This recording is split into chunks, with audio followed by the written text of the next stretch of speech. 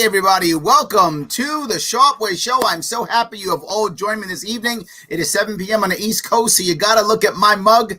That's the rules, absolutely. So I am very happy that you're all paying attention and watching. And please like, comment, share. You know I always bug you about it. Please do that. Today, I am very lucky to have with me a fellow Astorian. I don't always get those people. I got a fellow Astorian, someone here living in Queens and been here as long as I have, 20 years more. She came in the 90s. I came in 2000, so she got me beat. She is currently running for New York City Council, the awesome and amazing Evie, hopefully I pronounce it correctly, Hantzopoulos. Evie Hantzopoulos. Evie, that's what I said. I know. Yes, of course. I was testing you to see if you knew it. Well done. I'm paying attention. Yes, you're paying attention. Thank you so much for showing up. And for people who don't know, if you want to check her out, please head over to electevie.com and you can see what she's doing. But your background is one that is already of service. Meaning you're already out there in the community trying to do things. You got global kids going on. You got all kind of stuff that you're doing to try to make the community better and stronger and faster. You stepped up during COVID, all that stuff. Why run? Like, why punish yourself now with the run?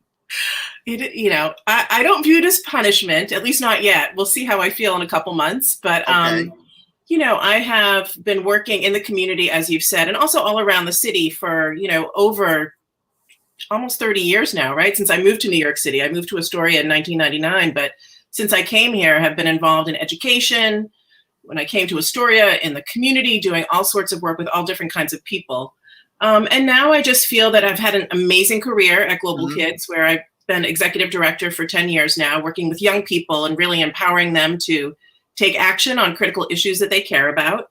And I've seen a lot, all across this city. I've seen a lot here in the district, being on the community board, learning about housing, learning about, the local political scene that I feel like, given everything that we've been experiencing as a city, especially since COVID, but even before, this is a great time for me to run. I am ready. I feel like I bring a lot of experience, a lot of expertise on different issues, and just, a deep love, for this community, for this district, for Astoria, for East Elmhurst, a little bit of Jackson Heights, a little bit of Woodside, but I really have a deep love for this community. And so I want to be able to serve on a different level. I want to look at legislation. I want to look at budget. I want to look at oversight, making sure that the city is our agencies are doing the work that they need to be doing. And also just serving the constituents here in the best way possible. So, I've had a great career doing what I'm doing, and now I'm ready for the next step and to really make a difference and really help kind of bring the city back, after suffering through so much this past year, and it's not over yet. There's a lot of work to be done. Speaking of the suffering, Peter, this is a hard part for a lot of people to deal with. And one of the biggest issues we talk about is, the COVID response. It's been a massive it affected the city massively. Still is, right? Still is hurting the city tremendously. How do you feel about the response and the battle between our Mayor de Blasio and our Governor Cuomo, and then local people and businesses that are angry and feel betrayed and all these things? Where do you stand in the entire response since, I guess, about March of last year? Yes. I mean, it's been almost a year, It's been frustrating, particularly kind of seeing the dynamics between our mayor and the governor. Everyone should be working together, working in unison, really figuring out how to address the very critical needs that we've had here in this city, and even in this district. So, it's granted, it's an unprecedented time, right? We've never experienced something like this in our lifetime. So not everything is going to go smoothly, but certainly, the battling, the fighting, between the mayor and the governor certainly didn't help things, and I think really harmed people. I feel like we didn't have a plan. We weren't prepared for this kind of emergency, and we should be. This is also going to be something that's going to occur in the future. This is not going to be, I hate to be like, fatalistic, but we are going to have other pandemics. Of course, absolutely. We know that. Yep. You know, this is my concern, right? Yeah. And just to be clear, my biggest thing is what you just said. I felt like, and I wasn't there, obviously, but I felt like there was virtually no plan. I felt like it was knee-jerk almost. And then once it's a knee-jerk reaction, well, now I can't come back. Right now, I've already, shoved you into the woods. I'm not letting you out now. That is how I felt it happened. And as a business owner myself, I was not essential. So as being not essential, all of a sudden I can't go to work anymore, and my clients can't go to work anymore, and we can't do anything with, in our view, no logic, no reality, no real explanation, just 2 weeks to flatten the curve, and that was almost a year ago. That's how we feel. You must hear that as you go around Astoria. You must have people telling you this. Sure, I think a lot of people feel that way, and the wing it kind of attitude. When you look at schools, opening, closing, what's the plan? It just seemed like it was hard for people to make decisions, right? Sometimes it's hard to just say, look, here's the plan. Here's what we're going to do. We're going to stick it out.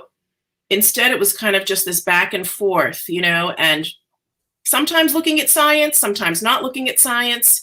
It didn't really make a lot of sense for people. So I think it wasn't just frustrating for you. I think it was frustrating for a lot of people.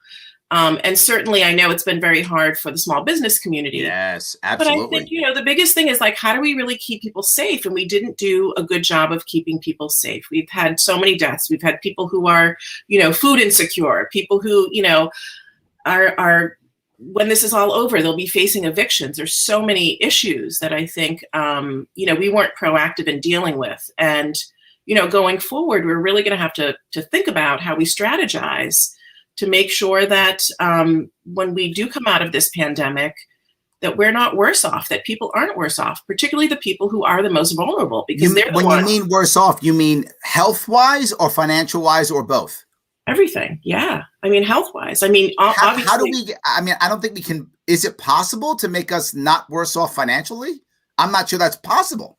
Well, I mean, a lot of people have been getting, some people have been able to get, unemployment, right? True, some have.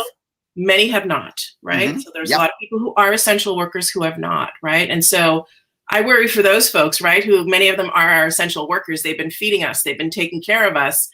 And they are really, really struggling. Those are folks that I've worked with, doing food distribution, doing all sorts of things with. Are people going to be worse off? I mean, some businesses are hanging on by a thread, right? Yeah, absolutely. The support that they've needed. What I would have liked is to really, during the height of this pandemic, when it was so dangerous, and it still is, we have these 7 variants that are coming down our way. We don't know what that's going to mean. How are we making sure that whether you're running a business or whether you're, in a position where your health may be compromised, like, how do we keep you safe? We've spent so much money trying to do things like open schools, and it's been unsuccessful, right? Hold on, you brought that up. Do you feel like we should be? I mean, I think there are 2 sides to this argument, right? There's a group of people who are like, open the schools. What are you doing? Just open them up. And then there's the other side that's going, look, teachers are going to die. And I feel like there are 2 extremes. Am I wrong here? I don't know if there's necessarily 2 extremes. There's definitely those 2, views, right? I think it's because people don't feel confident that there's a real concrete plan for keeping everybody safe, right? Like even our vaccine rollout, a lot of teachers still haven't been vaccinated yet. Who would want to go back to school if you haven't been vaccinated? A lot of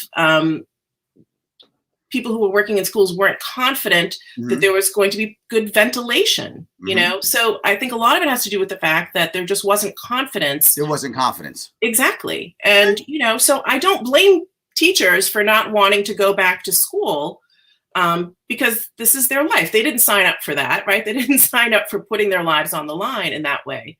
Do I want schools open? Absolutely. I have a daughter who is in high school, and it's been awful.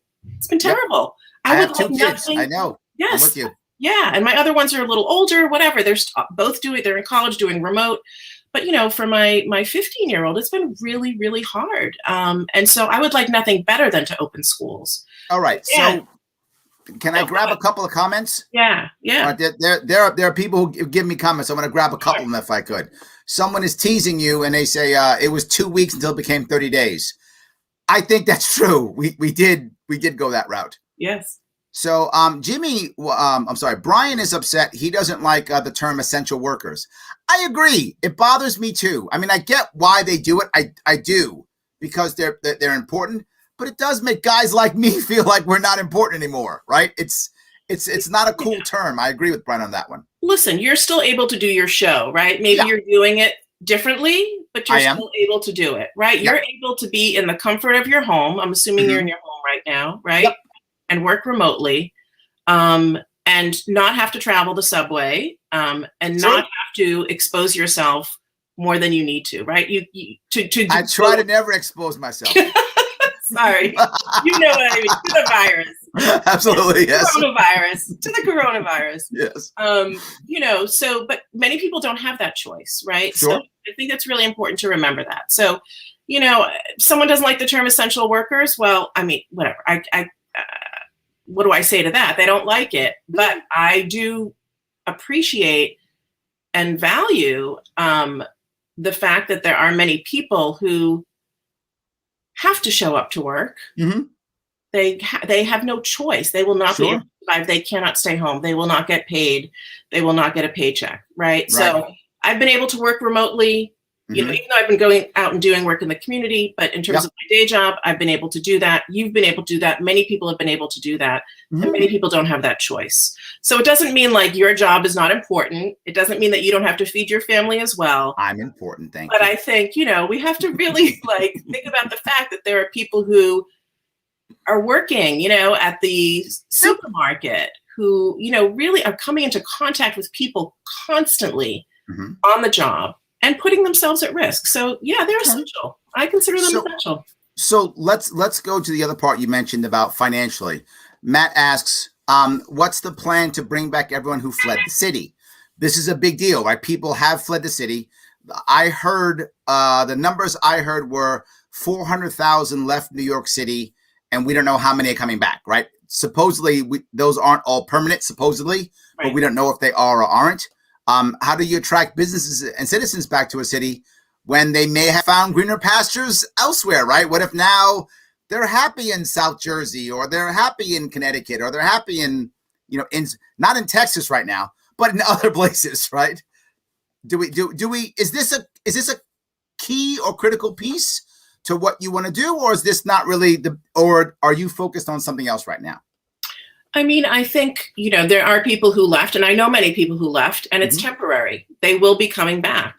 But for now, because schools aren't open, right? Or it's been so erratic, or because they have underlying health conditions, or because they just had very little space and were working from home and couldn't, right? Because this is New York City, so a lot of people don't have a lot of room, that they chose to leave, and it's going to be temporary. It might be another year. It might be the end of the summer, but they do plan on coming back. I am sure there'll be people who will never come back, right? Sure. But often I've also heard we were planning to move anyway in a few years when the kids got a little older, but we just kind of sped that up, and there might be some people who are just like, I'm done with New York City.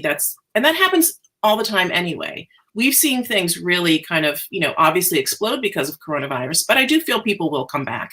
It's New York City. It is New York City. This is still a place where people want to be. What we want to make sure is that when it is, when we are ready, that when people come back, they can find affordable housing. They can find the things that they need in order to build a life here, right? So a lot of people were leaving New York City before Corona because they couldn't afford to live here. Right. No, I agree. You can't ignore that fact that New York City, and you live in Astoria where I live, housing has just skyrocketed. You used to be able to come to this neighborhood, come to this community, find a decent, maybe not fancy, but a decent place that you could live, an apartment, and you didn't have to be wealthy. You could buy a place in Astoria when you and I came here. Exactly. And I did. Without having to be a bazillionaire. You could do it. And I did. Yes. And I did. And why wouldn't I want other people to have that opportunity as well, right? It's not good enough like, oh, now my property values are great, that's good for me. Well, no, it also means that like regular people now can't afford to come live to this city. And I don't think that that's a good thing. I don't think that, it's good when a city becomes only a place that wealthy people can afford. So, part of what we're going to need to do to bring people back is to make sure that people can afford to live here. Make sure that small businesses are supported, right? Make sure that you've talked about the idea of housing justice. Yes. Am I getting your phrase correct? Sure. Housing justice. Yeah. What does justice mean? In like, I kind of understand justice like someone robs you and they get arrested. That I get that concept, right? Housing justice. How do you define? Because you brought up housing. How do you define housing justice? Well, I think a lot of it has to do with policy, right? Like, what are the policies that we have that allow people to be able to live in decent, affordable homes, right? This community, the one that we live in, Larry, it was a community that was redlined, right? Yep.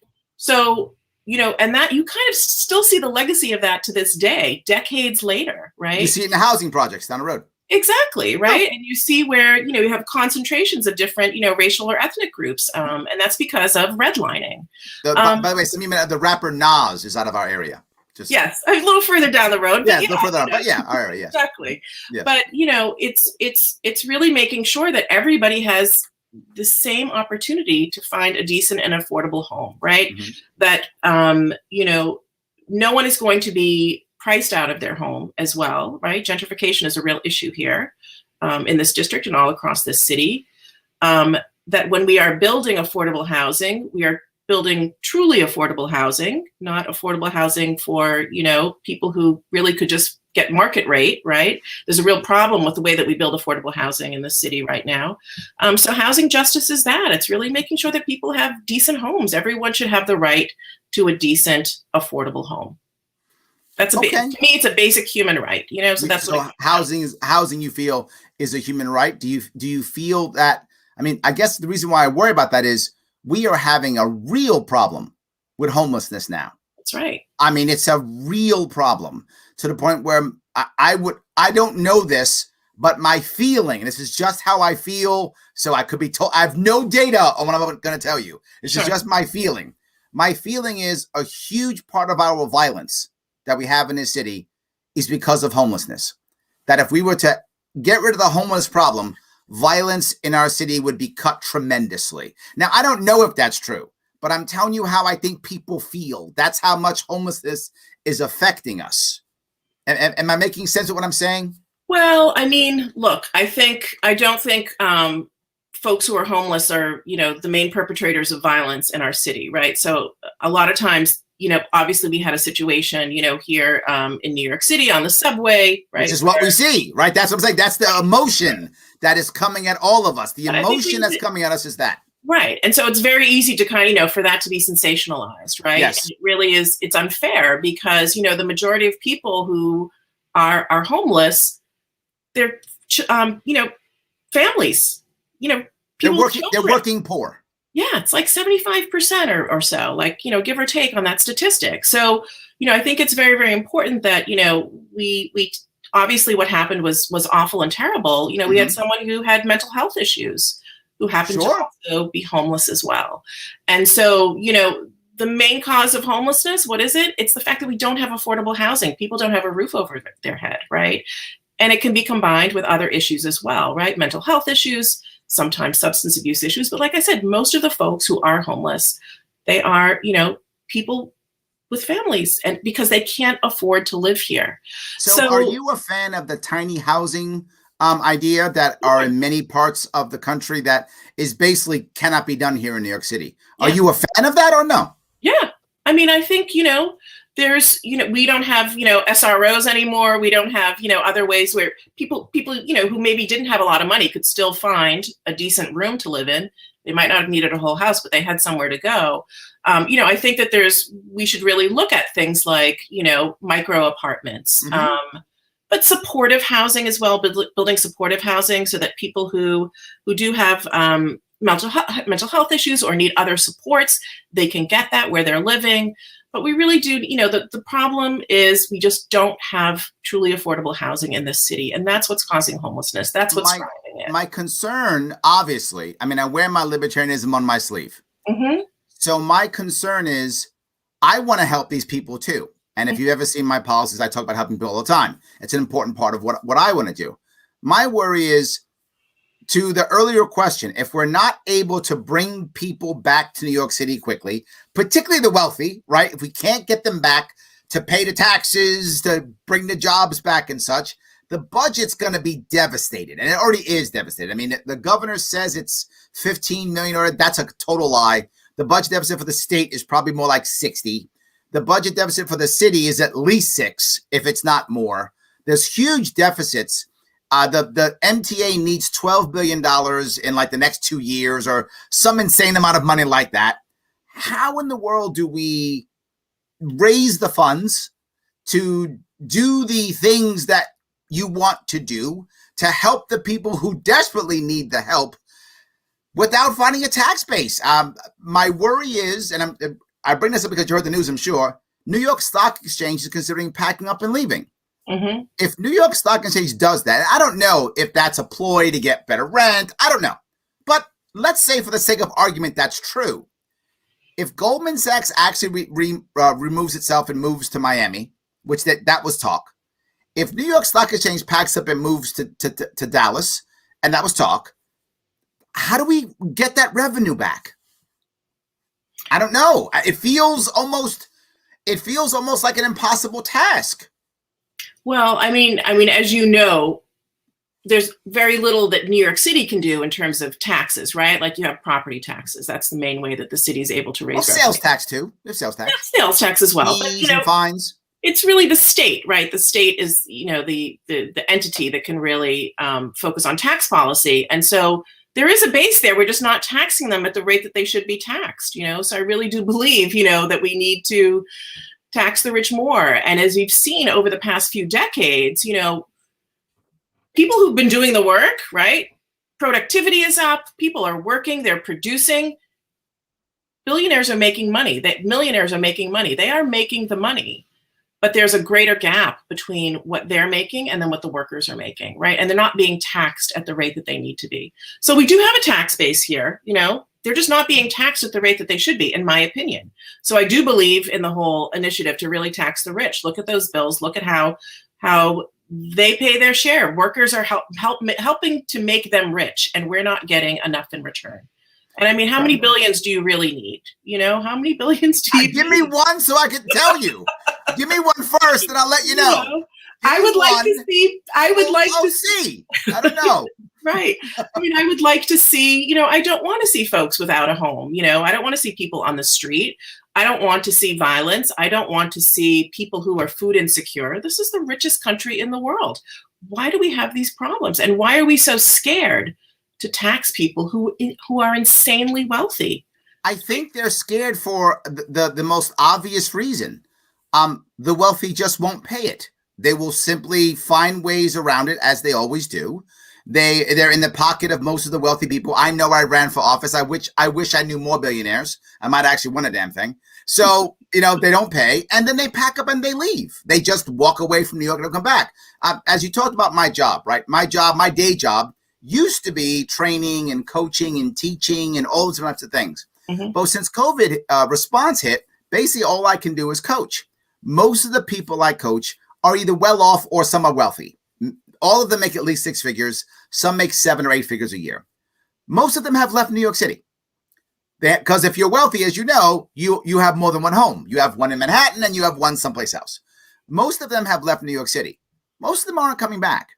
But are they still paying their property taxes in New York? They're going to sell all that stuff off as soon as they possibly can. Okay, so someone else will be paying it as well, right? So it's like someone will buy that property. So far, that has not happened. So far, we have vacancies.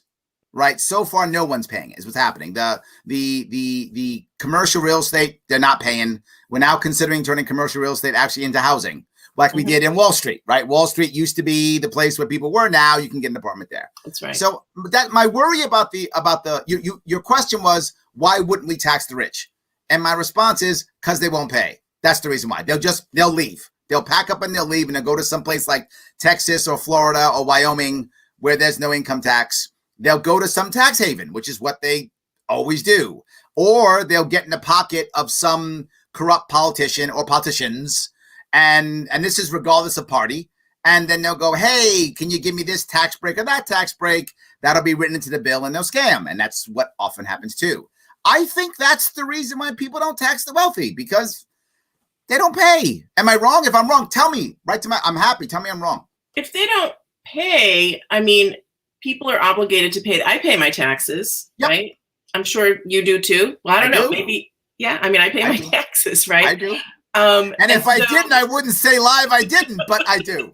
But I do pay, yes. So, if we used to tax the rich and they were still here. They didn't leave because but when we taxed the rich, what the rich did is they went off and they got their money other ways, right?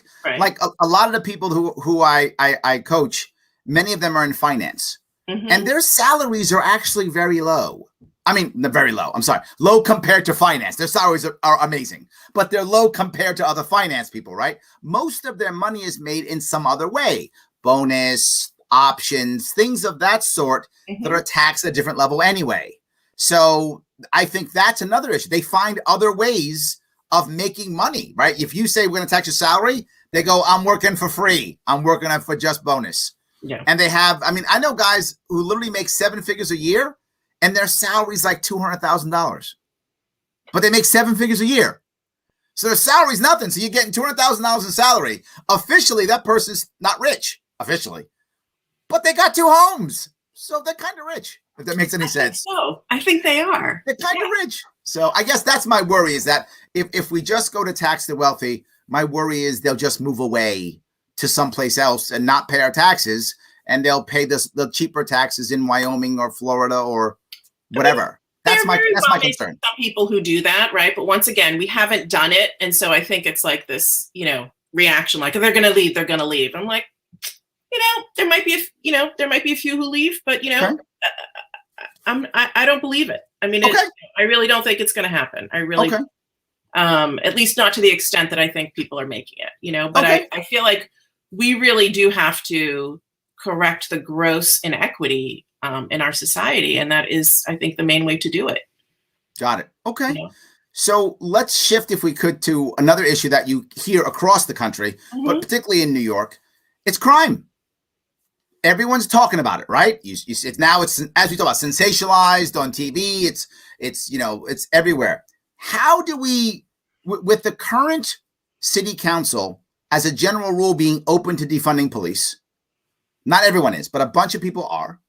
You would think, and obviously the average person goes, well, if you want to, fix crime, you got to give the cops more money. That's the obvious logical piece, right? But I think a lot of people disagree with that. I think you do also. How do we deal with crime? And I know you're for defunding the police, but in a different way. You're not exactly the way it was done. You're not exactly happy. Help me with both police reform and crime, and how can we make those two things go together? Or is that too big of a thing to do? I mean, am I fooling myself? Can that not even be done?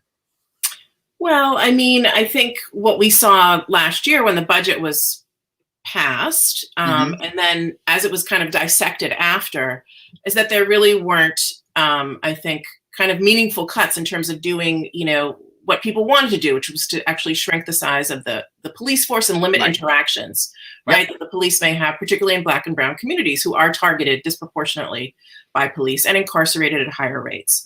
And so, and in the end, people said it was 1 billion, but it really wasn't 1 billion, right?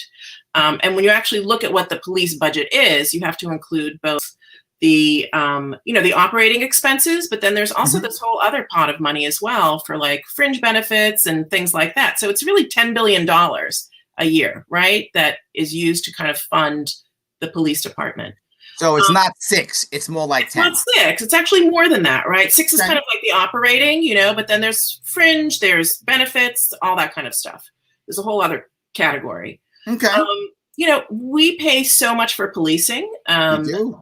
40,000 cops in this city. It's a lot.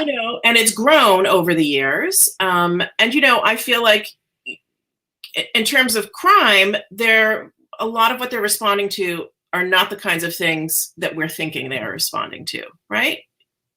For example, someone's cops do a lot. That's true. Any problem, they call a cop, right? Exactly, right? Yep, and so true. it's a very small percentage of those kinds of things where like you maybe feel like you really need to have a police officer there, where there's a violent crime happening, right? Someone has, a weapon, something really, really awful is happening. Most of the time, it's not that. It might be someone who's experiencing some kind of mental distress. It might be, someone here in Astoria, we have an open street and people were doing yoga and someone called the cops and the cops came. I mean, that's just a waste of resources, right? It's often or someone who is homeless, right? And they're being asked to leave the subway station, or they're being asked to leave somewhere. The police are being called for that. We should be taking that money and investing it in the kinds of services that are going to help keep people safe, right? So, for example, what we saw, we had on the subway, last weekend, there was someone who had serious mental health issues who wasn't getting what they needed, right? Number one, they didn't have a home. And number two, they weren't getting mental health services, right? So adding more cops to that equation doesn't help that person. Doesn't help that person or people like that person. So let me go to two spots if I could. The obvious libertarian answer is, end the war on drugs. Sonia brings it up. She says right here, decriminalization of drugs, better training for mental disorders. Are you in that world? The other guy pops it up, end the war on drugs, and then half the cops aren't needed. See, boom, boom, boom, boom. Right? A lot of libertarians were going to jump on that bandwagon. Is no tomorrow. Are you there too, or no? Are you decriminalization? Are you this or that? Where are you on that? Is that even part of your lowering crime plan? I think there should be decriminalization of definitely marijuana, right? It's happened in other states as well. It's, I feel like that's important. And if that happens, then there should be support for, so I'm originally from Massachusetts, right? They decriminalize, they have, recreational, you can buy it, all that kind of stuff. You want to make sure that revenue from that goes to support those communities who have been, targeted in the war on drugs, right? And have suffered because of that. So that's something that I would not be opposed to. I think it's okay to decriminalize, pot. I think it should. So we decriminalize pot. And then we want to put more services available for those people who have mental illness and things of that sort. Sure. Does that mean is that going to stop the crime? Right? I know I was kind of teasing you in a way with the homeless crime thing because it has been so sensationalized these last couple of weeks, right? Yes. It's as if only homeless people were violent, right? That's what's been hitting us. For those of you who don't live in New York City, you might not see it, but in New York City, that's been the thing. Right. So that's been a thing. But you and I both know in reality, it isn't only homeless people. Right. So is there another way of handling the crime besides just the mental illness piece? Should we have more cops? Should we have less cops? Should we change policing? Yes, I think we need to change policing. I think we need to have fewer cops because, like I said, most of what they're doing is not involving, those kind of violent crimes that we're talking about, where you might need, where I can't go in and intercede. But we do need to have more mental health professionals. We need to have more social workers. We need to have people who are trained in de-escalation, who can help in those situations to de-escalate and not take it to this point where people end up getting harmed, which often happens. Like today, I saw a video of an elderly homeless man who was being beaten up by police. It's completely unacceptable. It's awful. Also, again, why do people sometimes resort to crime? They are not getting their basic needs met, right? Sometimes there are crimes. People might be poor, right? So I'm not saying, oh, it's okay to steal or it's okay to do this, but we actually have to look at the reasons, like why is some of this happening in these communities? They've been disinvested in, right? They are not getting the support that they need. How do we invest in those communities so that they have the things that they need to lead healthy and productive lives? What do you think about the idea? What do you think about the idea of, severely pulling back on licensing, right? So allowing ideas like ending the medallion, place so that people can just be drivers, right? Allow Uber and places like that to just let people drive without saying, no, you have to be an employee or that kind of thing. No need for a license to be a barber or a hair braider, things like that.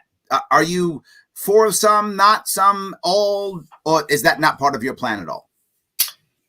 I mean, I think things like, sometimes there's caps on the amount of licenses that are issued, which can be a problem, right? So we just saw the whole street vendor expansion, which I thought was actually really, really good, right? Because more people should have that opportunity. I think licensing can be very useful because there's certain training that you have to go through, make sure that people if they are serving food, you want to make sure that they know the safety rules. If someone is cutting your hair, you want to make sure that they are, I don't know. I think that licensing can be very, very useful, right? And it is important. I think the issue is when that there are these caps, right, that artificially inflate the costs of those licensees, right? Or it goes underground, right? And it becomes this whole other thing. I think, to me, that's more problematic. So the reason why I bring up the licensing is because so many small businesses were losing their licenses. Right. Right. And they were like, oh my God, now I can't run my business anymore because I made a mistake. And I lost my license. And I think that many people with outdoor dining and stuff like that. Yes, absolutely. Things like that. Yeah. I mean, that was also once again, really unfair in terms of how the city handled that because the regulations were changing like daily, right? So they were told, okay, you can do it this way. And then the next day it would change and then they get fined. And that's totally unfair. I don't believe in fining people for something like that. It's completely unfair when people are struggling. So I'm opposed to that. But I think, if you're running a restaurant, it's good for you to be licensed, right? Because you have to know how to do that safely for yourself, your employees, and also for your customers. And so I'm okay with that. Okay. I think it's important. The reason why I brought up is Michael brings up cops of the new IRS. And what he means by that, I know because we're libertarians, I know what he means. What he means by that is that fines and fees are a huge way that cities raise money. They do, yeah. Right? And so sometimes cops wind up becoming a profit center, right? So the city's like, I can't get rid of my cops. They brought in, $1 billion last year or whatever, right? I'm making that number up, obviously. But how do you feel about that? I get that you want the revenue. I do too, right? But isn't there a line? Is there a way that we handle that piece? Oh yeah, I don't like it at the end of the month when I get slapped with like a park, yes. 1 meter, 1 minute is left on the meter, and then boom, they're like right there, like ready to hit me with the, so I don't think that that's good again, because it's penalizing just like regular folks.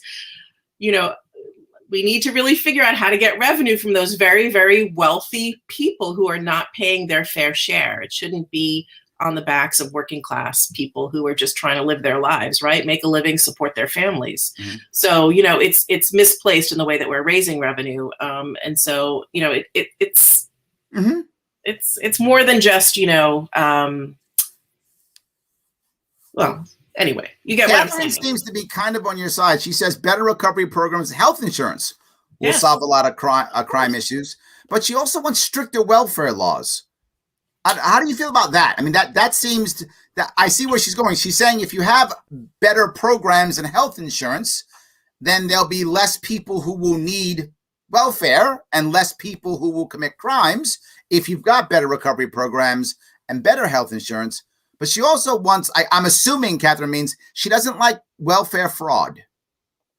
Yeah, so I think, much like we're seeing now in terms of, crime being caused by people who are homeless, I think there's also this myth that people who are on welfare commit fraud, right? There's always going to be a little bit of fraud, but research has been done. It's been documented. It's a very small percentage of people who are committing welfare fraud. Are there some folks who do it? Yes. Most of the people who are receiving public assistance, they need it because, and they may be working. They are not making enough to be able to support themselves and their families, and they need that support. So I'm less concerned with welfare fraud than I am with white collar crime. Okay. I'm more concerned about that.